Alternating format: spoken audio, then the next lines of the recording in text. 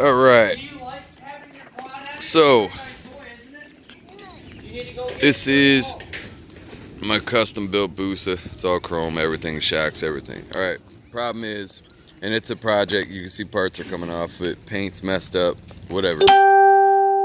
So I bought it off a buddy this way.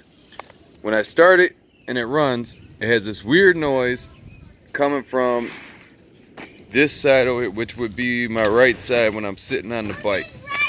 I had a guy tell me that the number 3 rod was bad, but nobody's tore anything apart, no nothing. The noise seems to go away at 3,000 RPMs.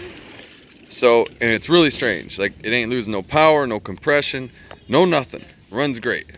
But it has that damn noise. It almost sounds like a fan rubbing on something. I'm gonna go ahead and fire it up. And then I'm gonna run it to 3,000 RPMs and hear, so you can hear it go away. Maybe you guys can tell me what it is.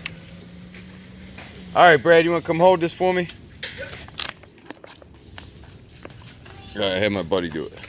All right, so hold it on. I'm gonna start it up and just let it run on idle first, right? And then I'm gonna do that 3,000 RPMs.